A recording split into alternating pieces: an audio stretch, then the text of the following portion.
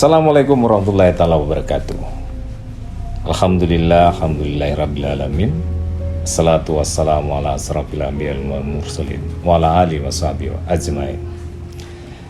Kaum muslimin dan muslimat, saudara penonton di mana saja berada, berjumpa kembali dengan kami di channel YouTube Ilham Letupa. Kali ini kita akan membuat podcast dengan bertemakan anak pesantren. Dan saat ini sudah hadir bersama saya Ananda Fahru Rosi Arabi Jalil.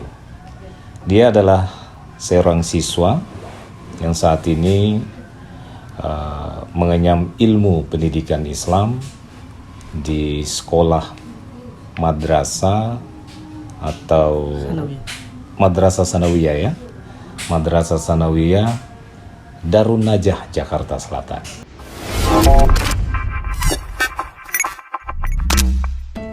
Hari ini, di tengah lingkungan masyarakat modern, Darun Najah tetap bergerak membenahi dirinya, menjawab tantangan zaman. Semula dikelola secara tradisional layaknya pesantren-pesantren umumnya. Saat ini, Darun Najah menerapkan pola organisasi dengan skema kontrol yang rapi. Dewan Nasyir sebagai lembaga yang diamanahkan oleh Dewan Wakif, merupakan lembaga tertinggi di Darun Najah. Lembaga yang beranggotakan figur-figur pendidik yang amanah ini mengontrol jalannya organisasi layaknya sebuah lembaga legislatif. Dewan ini jugalah yang bertanggung jawab mengangkat kiai. Hal ini diperlukan untuk menjamin agar langkah bisa berjalan dan berada dalam jalurnya. Yayasan Darun Najah ditugaskan oleh Dewan Nasyir sebagai organisasi yang bertujuan untuk mengelola dan mengembangkan aset Darun Najah. Dipimpin oleh Haji Syaifuddin Arif Ishaq, Yayasan Darun Najah mengemban misi mengoptimalisasikan aset Darun Najah, aset wakaf Darun Najah, serta mewujudkan cita-cita membangun 1000 pondok pesantren di Indonesia dengan melebarkan sayap kerjasama di tataran eksekutif pesantren Darun Najah dipimpin oleh Kiai Haji Sofyan Manaf MSI dan Kiai Haji Mahrus Amin yang bertanggung jawab atas keberlangsungan proses pendidikan di pesantren Darun Najah. Prinsip-prinsip manajemen modern berbasiskan musyawarah juga diterapkan dengan dibentuknya tim 19 sebagai pengambil kebijakan kolektif. Bersama mereka membina lebih dari 3.000 santri yang berasal dari seluruh penjuru Nusantara bahkan dunia. Para pimpinan dibantu oleh sekitar 200 orang asakes yang tidak hanya memberikan pelajaran di dalam kelas, tetapi juga mengasuh kehidupan santri di lingkungan pondok pesantren. Pendidikan santri setingkat sekolah menengah atas yang diterapkan di Darun Najah adalah penggabungan antara pola yang diadopsi dari Kulliyatul Muallimin Al-Islamiyah atau KNI Kontrol dengan kurikulum pemerintah Indonesia, bahasa Arab dan Inggris menjadi bahasa resmi di dalam berkomunikasi di dalam maupun di luar kelas. Pola pendidikan tersebut tidak hanya mempersiapkan kader agama Islam untuk terjun langsung ke masyarakat, tapi mempersiapkan para santri yang ingin melanjutkan pendidikan mereka ke jenjang yang lebih tinggi. Sejatinya, titik berat pendidikan, proses belajar mengajar di dalam kelas ditekankan pada pembentukan karakter muslim melalui keteladanan, uswah hasanah dalam kehidupan utuh santri di lingkungan pesantren Darun Najah.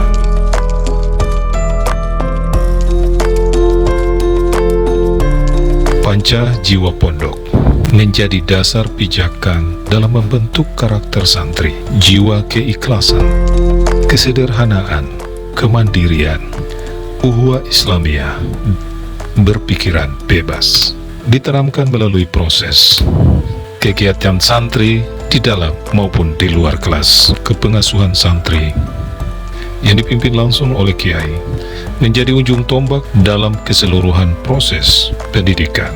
Organisasi santri menjadi sarana pelatihan manajemen kepemimpinan santri, disiplin tanpa bilik kasih yang diterapkan menjadi implementasi pembentukan karakter santri dan pemahaman budaya egaliter. Beragam kegiatan ekstrakurikuler menjadi ajang sarana kreativitas. Semua itu menjadi bukti bahwa pendidikan di pondok ini tidak hanya mengasah kecerdasan intelektual, tapi juga mengembangkan kecerdasan emosional, kecerdasan sosial, dan tentunya kecerdasan spiritual dari setiap pribadi santri. Seluruh masyarakat Darun Najah percaya bahwa dengan adanya keseimbangan kualitas-kualitas tersebut, janji Allah Subhanahu wa Ta'ala untuk meningkatkan derajat umat Islam bisa dicapai. Gimana? Keadaan sehat walafiat? Alhamdulillah. Oke. Pada saat masuk gimana perasaan Ami waktu Pak I waktu itu? Pertama masih senang-senang sedikit. Tapi tiba-tiba pas Senangnya karena apa? Karena mungkin baru pernah ke kota Jakarta atau bukan, karena pas pertama kali udah semangat sekali. semangat. Jadi pertama rasanya senang sekali. Nah, setelah begitu masuk ke dalam dengan pesantren, kita tahu bahwa banyak norma yang diatur di sana, aturannya harus begini begitu. Gimana Pak I kemudian? Tiba-tiba langsung ingat orang tua. Ingat orang tua. Kenapa ingat? Ya, Lebih bebas di orang tua. Terus langsung sedih, sedih. Sedihnya karena ditinggalin sama. oh ditinggal. Itu wajar lah kalau itu wajar. Tapi maksudnya kebiasaan-kebiasaan di pesantren itu bangun paginya jam berapa? Jam 3:30. 3:30 subuh. Setelah bangun jam 4 subuh, terus kemudian Itu biasanya kebiasaan pertama itu apa? Setelah bangun, siap-siap untuk sholat subuh. siap-siap setelah sholat subuh. Mandi tentu. Ya, Atau cuci muka aja. biasanya kalau yang mandi itu udah bangun cepat baru langsung mandi. Kalau terlambat cuci muka dong. Ya cuci muka saja. Ya, udah di situ. Kebanyakan Pak I apa? Cuci muka atau mandi? Mandi. Mandi berarti lebih awal bang. Setelah subuh apa? Sekolah Oh langsung dilanjutkan dengan sekolah. Mulainya sekolah jam berapa itu? jam 7.45 7.45 sampai dengan jam? sampai sebelum asar. Sebelum asar. Nah Pak I kan ini sebuah range waktu yang cukup lama. Pak I waktu masuk pesantren, sebelum masuk ke pesantren itu agak berisi. Sekarang kok kurusan? Apa karena pikiran atau memang karena ada kegiatan-kegiatan Ada lain? kegiatan Oh kegiatan. Kegiatan apa itu? olahraga, Di dalam? Apa misalnya? Misalnya apa kegiatan olahraga? olahraga basket, Basket. Bola. Terus? Bola? Badminton. Tiap hari atau? Ya tiap sore, tiap hari. Tiap sore, tiap hari? Ya, wajib olahraga di sana. Wajib ya? Oh luar biasa. Kemudian setelah di pesantren, yang mendominasi untuk diberi apa pelajaran paling utama di sana itu dengarnya itu mengaji apa gitu. Memang begitu? Iya. Pelajaran lain? Pelajaran lain sana juga penting bahasa. Menghafal? Menghafal. Dengar katanya harus menghafal setiap dia itu. Di sana belum terlalu fokus sama penghafal. Oh, tidak fokus pada hafalan, tapi fokus pada apa? Pendidikan. Pendidikan umum. Teman-teman banyak kan merasa kalau masuk ke pesantren itu ketakutan. Ketakutan dia itu pertama nggak bisa kumpul, nggak bisa main HP. Gimana Pak I rasanya? Setelah Pak I di pesantren tidak pernah lagi memegang HP, bagaimana rasanya? Apakah merasa ada kehilangan atau justru ini sebuah kebahagiaan bahwa bisa beribadah dengan baik, bisa belajar dengan baik? Jadi kebahagiaan. Berbahagia tentu ya. Jadi berbahagia karena bisa belajar dengan baik. Pengaruhnya pada prestasi Fai di sekolah itu apa setelah tidak memegang HP? Masuk pertama ranking berapa? Masuk pertama ranking 19 dari 20? dari 31. Oh lumayan lah, kira dari 20 orang. Setelah ranking 19, kemudian pada semester berikut? 14. 14, berarti naik atau turun ya? Naik. Naik ya. Setelah semester berikut? 10. 10 sekarang? Kan sudah 3 semester ya? Oh naik dulu. Berarti pengaruh dari tidak menggunakan HP juga berdampak pada bisa belajar dengan baik, bisa ibadah dengan baik. Di sana itu senior-senior galak tidak? Ada yang galak, ada yang enggak. Tapi lebih banyak mana? Lebih banyak yang baik. Yang baik dan menyenangkan tentu ya. Apa yang bisa Pak I ceritakan ke teman-teman bahwa sebetulnya pesantren itu luar biasa? Apa yang bisa? Di sana pesantren itu banyak teman. Banyak teman ya? Olahraga. Oh, bisa berkumpul dengan teman setiap saat. Jadi bukan saja punya teman banyak, tapi intensitas bergaul, berhubungan dengan teman-teman itu setiap hari ya. Lewat olahraga, belajar gitu. Yang paling disukai Pak I pelajaran apa sih di pesantren? Di pesantren bahasa Arab. Bahasa Arab. Ini coba. Pak I memperkenalkan diri menggunakan bahasa Arab lah. Assalamualaikum. Ismi Farrozi Jalil Arabi Laitupa. Minal fasal awal Awalnya Minal Hujrah 305. 305 bahasa Arabnya. Ya, jadi 305 belum sampai ke situ Kakak. Iya. Ya. Oke. Itu perkenalan dengan bahasa Arab. Berarti sementara ini baru 3 semester ya, wajar lah.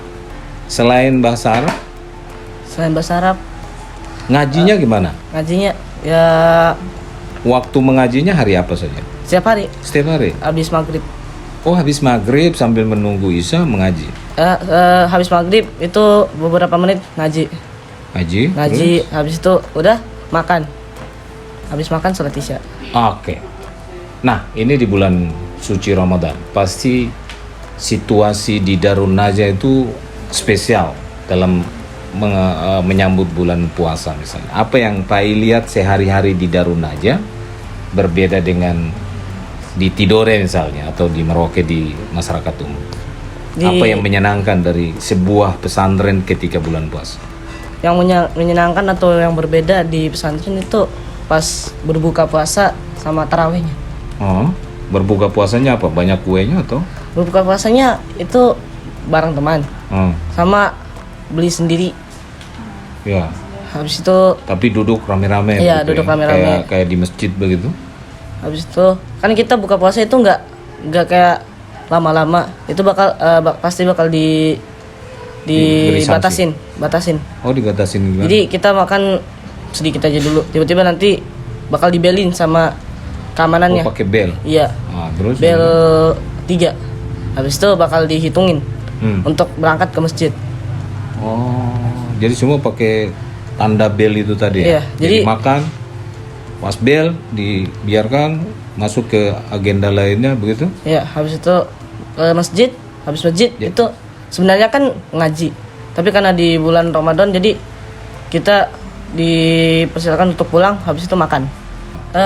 Kan di sana di Darun Najah itu saat bulan Ramadan itu bakal dikasih buku sama Kismus Taklim atau bagian pengajaran. Itu bakal dibuat buku agenda Ramadan. Agenda Ramadan. Apa aja itu agendanya? Agenda Ramadan di situ diisinya ada target mengaji sama sudah Target mengajinya berapa juz gitu? Iya, target mengaji berapa juz. Habis itu salat tarawihnya di situ ada atau enggak. Habis itu di situ agenda Ramadan itu yang paling pentingnya itu menyatat khutbahnya. Jadi awal sampai akhir dicatat. Iya. Jadi dari awal sampai akhir dicatat. Jadi harus perhatikan balik-balik. Oh. Semuanya atau memang poin-poin penting? Ya, semuanya. Semuanya. Jadi dia kalau batuk dicatat juga? Enggak. Oh iya. Kirain kalau batuk dicatat juga. Pokoknya apa yang diucapkan dicatat. Begitu ya. Yang sedengarnya lah. Sedengarnya. Kalau misalnya ngantuk kayak ngantuk-ngantuk begitu. Bisa sih kalau ngantuk-ngantuk terus temannya yang sebelahnya itu nyatet sampai full. Habis tarawih minjam aja. Minjam habis itu catat. Tapi nggak begitu kan? Iya.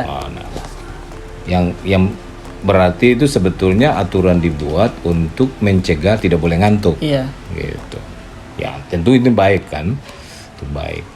Oke, ini pengalaman luar biasa dan makin cinta dong sama pesantren. Makin cinta. Nah, kalau libur begini pingin kembali lagi karena pingin berkumpul kembali dengan teman-teman. Pernah pas tidur kemarin itu pernah ngingat pesantren. Oh, langsung terbayang kembali. Lebih asik nih kayaknya. Iya, karena biasanya di pesantren itu kalau malam-malam sebelum tidur apa tuh ngobrol-ngobrol dulu sama teman-teman, asik-asik, ketawa-ketawa. Ketawa-ketawa. Sampai dimarahin. Oh, gitu. Baik, masih bersama saya Ilham Letupa di channel YouTube Ilham Letupa. Dan kita masih berada di podcast beta bersama Ananda Fai, Fahru Rosi, Arabi Jalil Letupa. Di akhir penghujung kita akan tanyakan bagaimana kesan dan kemudian pesannya buat teman-teman yang masih berpikir bahwa pesantren itu sangat tidak memberi sebuah kebebasan. Nah Pai, ketika Pai berada di pesantren tentu banyak hal yang dipelajari. Kira-kira kesan apa yang bisa Pai ceritakan buat teman-teman beruntung ketika kita berada di sebuah pesantren? Silakan Pak. Oke, Assalamualaikum. Di sana itu menyenangkan di pesantren. Pesantren menyenangkan ya. Iya, karena kenapa? Di pesantren itu kalau kita lagi susah gitu, lagi ada banyak masalah, kita bisa curhat sama teman kita yang dekat gitu. Oh, jadi teman banyak itu juga bisa menjadi bagian dari pemecahan suatu masalah. Sama di sana itu ada yang namanya mudabir. Apa itu mudabir? Mudabir itu dalam bahasa Indonesia itu pengurus. Pengurus, Ya. Apa fungsinya? Fungsinya itu seperti menjadi orang tua kita dalam asrama. Oh iya. Jadi Kakak tingkat atau memang dari dewan pengajar? itu senior. Senior, oh ya senior kakak tingkat berarti ya. Jadi di sana dia gunanya untuk mengatur kita di dalam asrama atau kita lagi banyak masalah dia bisa bantu. Bisa mendampingi. Iya. Jadi kalau kalian itu ada masalah, habis itu bisa diselesaikan sama mudabir itu. Ya jangan lapor langsung ke orang tua, langsung aja ke mudabir gitu. Mudabir, oh jadi permasalahan itu diselesaikan secara internal di sana dulu dan memang diupayakan supaya sebisanya bisa semua selesai di situ ya. Iya. Selain mudabir apa lagi di sana? Di sana ada juga yang namanya OSDN. Apa itu OSD? Organisasi Santri Darun Najah. Oh, organisasi santri. Itu fungsinya apa? Fungsinya itu ada bagian-bagiannya. Itu ada bagian keamanan, kesehatan, kebahasaan, keolahragaan dan lain-lainnya. Itu yang menjadi OSDN itu dari kelas akhir. Oh, tingkat akhir. Ya, sampai Dia semacam OSIS begitu ya? Iya, OSIS, sampai semacam OSIS. Sampai dia lulus hafal. Jadi itu dia mengatur juga, tapi di luar asrama. Dia mengatur kita di pondok. Di pondoknya, Iya. bukan di asrama ya. Dia yang buat aturan-aturan kita buat Berarti aturan di sekolah. Iya. Gitu. Kalau aturan di aturan di sekolah itu TMI. TMI? Ada itu Ustadz. Oh, Ustadz. Iya, TMI itu beda lagi. Kalau di luar sekolah atau di luar asrama itu OSDM. Iya. Yang bikin menyenangkan itu ada teman Teman ya, teman. dalam kamar kita kalau lagi mau ujian nih, mau belajar sendirian bisa belajar sama teman. Oh, bisa Kalau bisa saling tukar pikiran. Iya, lagi tukar pikiran, bertanya-tanya, tanya jawab gitu. Makan. Saya dengar juga banyak kegiatan-kegiatan ekskulnya. Ya, banyak. Apa seperti apa? Seperti bola, basket, Bola, basket. badminton, volley, gimnastik dan lain-lainnya. Banyak di sana. Gimnastik juga. Iya, gimnastik juga banyak di sana. Bagaimana tentang komunikasi dengan keluarga? Katanya kalau di pesantren sulit sekali menghubungi orang tua. Apa benar begitu? Ya, itu harus mencari ustadznya dulu. Sedangkan ustadz di sana itu sangat sibuk. Jadi cari ustadznya untuk Telepon atau Oh, memang ada waktu-waktu tertentu bisa Iya. diberi ruang untuk kita menghubungi orang tua, bisa ya. Jadi tidak benar itu bahwa tidak bisa menghubungi sama sekali. Tidak itu benar. berlaku untuk semua ustadz. Tapi yang lebih tepatnya untuk kalau mau deketin ustadz untuk telepon, itu biasanya untuk wali kelas sama wali kamar. Wali kamar itu musyrif. Wali kamar itu musyrif. Iya, itu gunanya untuk yang juga sama mengatur kamar, tapi dia yang lebih ke yang menjadi tanggung jawabnya lah. Jadi jika mereka mau nelfon, datang ke dia. Tapi jika dia ada di dalam kamarnya, Tempatnya pasti bisa menelpon. Itu setiap hari atau setiap waktu-waktu tertentu? setiap waktu-waktu tertentu. Seperti hari-hari Sabtu gitu? Hari-hari Sabtu kalau lagi nggak sibuk. Oh gitu ya. Berarti ada komunikasi lah ya bersama keluarga. Paling sering kalau berkomunikasi itu hari Jumat, karena hari Jumat itu hari libur. Oh, liburnya hari Iya. bukan hari Minggu. Bukan. Hari Minggu di sana sekolah juga. Sekolah juga. Sabtu? Sabtu juga. Oh. Setiap hari. Jadi kecuali liburnya cuma hari Jumat. Ya, hari Jumat. Nah, kalau libur hari Jumat, aktivitas di hari Jumat apa saja? Aktivitas itu di sana bangun subuh. Habis bangun subuh itu ada yang namanya jimbas. Jimbas itu apa? Itu senam pagi. Setelah Ya, senam? senam pagi. Setelah senam kita makan. Tapi bagi yang mau olahraga, jadi olahraga dulu, habis itu makan gitu. Jadi olahraga pagi gitu kan. Nanti jadi tenang di situ. Kalau pagi-pagi itu adem rasanya. Lihat orang lagi olahraga, lagi jalan-jalan gitu. Terus biasanya kalau hari Jumat itu biasanya pagi-pagi tuh diputerin lagu-lagu gitu. Lagu-lagu sholawatan tapi. Oh, sholawatan. Jadi adem kalau hari Jumat. Adem ya. Jadi teman-teman jadi apa pesannya buat teman-teman yang ingin masuk ke pesantren? Jika kalian mau masuk pesantren itu jangan takut. Karena di sana itu banyak teman. Kalian bisa curhat kalau lagi TB atau TB itu tekanan batin. Tekanan batin, ya. Itu di sana bilangnya tekanan batin TB. atau lagi sedih. Ya, sedih. Itu bisa curhat, lagi ngobrol-ngobrol. Jika kalian TB juga itu bisa langsung itu aja. Langsung hentikan sama lagi ngobrol. Lagi diam-diam nih, nggak tahu mau buat apa. Ya udah ke temannya langsung ngobrol-ngobrol aja biar hilangin sedihnya. Biar lupain gitu. Ya. Kalau pelajaran sendiri sama seperti sekolah-sekolah lain?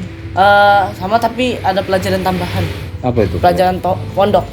Seperti pelajaran alimla. Alimla itu seperti belajar nulis Arab. Arab.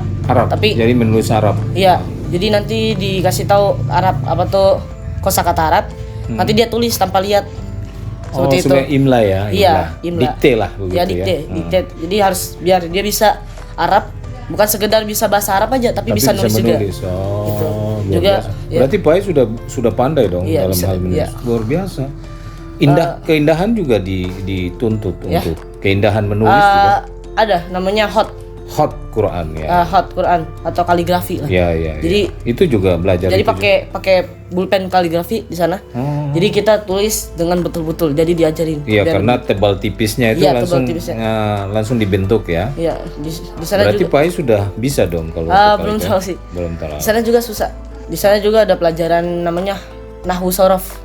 Apa itu? Itu pelajaran untuk lebih dasarnya bahasa Arab. Kayak bukan untuk apa tuh. Jadi kalian belajar bahasa Arab itu nggak sekedar belajar bahasa Arab hafalin kosakata doang. Jadi kalian belajar nahwu sorof itu biar lebih tahu dasarnya. Kayak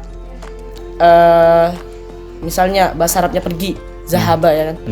Zahaba kan apa tuh zahaba ya zahabu kan, itunya domirnya. Zahaba ya zahabu itu sorofnya itu untuk banyak. Jadi beda dengan bahasa Inggris. Bahasa Inggris itu kan cuma gramarnya kan cuma sedikit. Jadi we kita, you kan bisa untuk laki-laki sama perempuan kan. You. Kalau Arab laki sendiri, perempuan laki sendiri.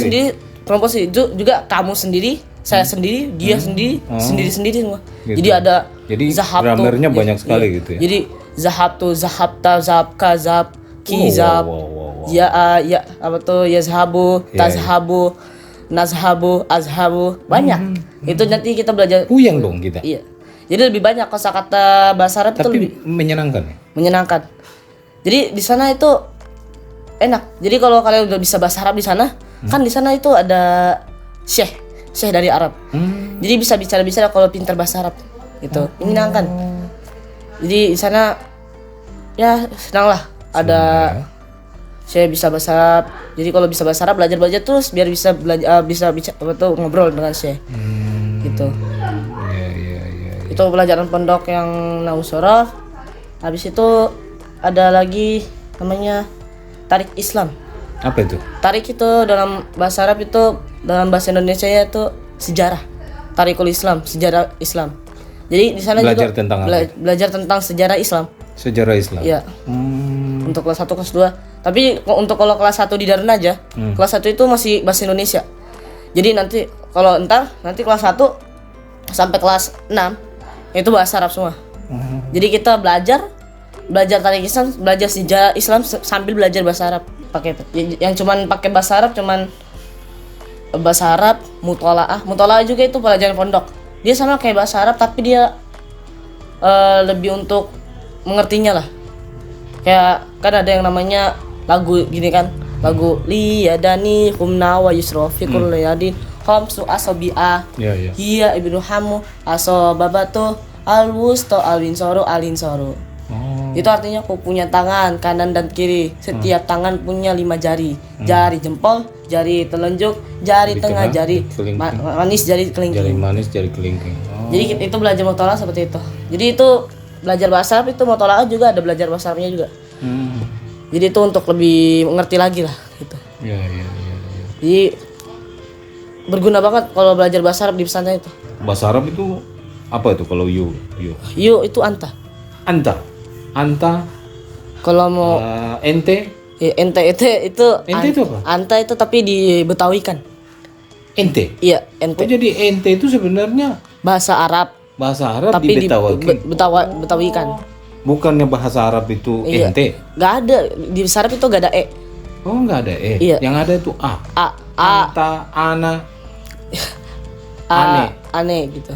Kalau ane itu Aneh itu bahasa anak. Betawi. Bahasa Betawi tapi Arab itu. Kalau kamu pergi, you going. Kalau di sana itu tazhabu, tazhabuki, tazhabuka, tazhabuna, tazhabuhu, banyak di sana. Puyeng dong. Iya. Ya, ini Jadi harus puyeng. hafalin gitu. Oh, ini ayah sudah mulai puyeng. Jadi itu pentingnya belajar nahwu sorof. Iya. Jadi memang bahasa Arab itu ada ha, ada hu, ada hi, ada Iya. banyak sekali. Di penghujung pertemuan kita nih, banyak ingin mendengar. Paling tidak 10 bulan Pak Edi dalam Darun Najah itu bisa dengar-dengar pernah berceramah gitu ya. Mungkin ya sebagai sebuah closing statement, kita semua ingin mendengar ceramah singkat, kuldum, kuliah 2 menit. Ya, kira-kira dari seorang Fahru Rozi Arabi Jalil, dan dia ini mewarisi nama besar Tuan Guru Haji Abdul Jalil Letupa di Maluku di Ambon. Silakan, Pak. Assalamualaikum warahmatullahi wabarakatuh. Seperti. Innal hamdalillah nahmaduhu wa nasta'inuhu wa nastaghfiruhu wa na'udzu billahi min shururi anfusina wa min sayyiati a'malina. May yahdihillahu fala mudilla lahu wa may yudlil fala hadiya lahu. Allahumma shalli wa sallim wa barik alaihi.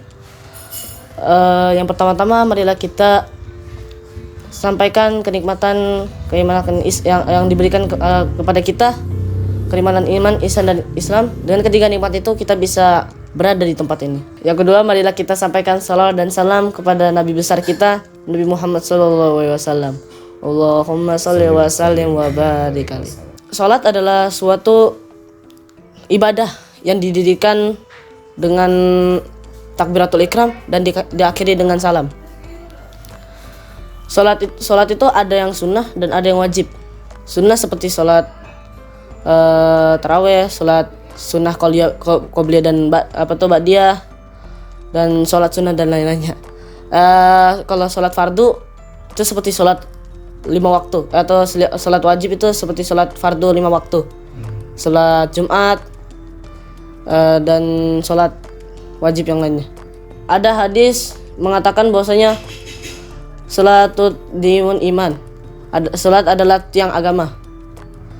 Di petikan hadis itu bahwasanya salat itu adalah suatu tiang dari gedung.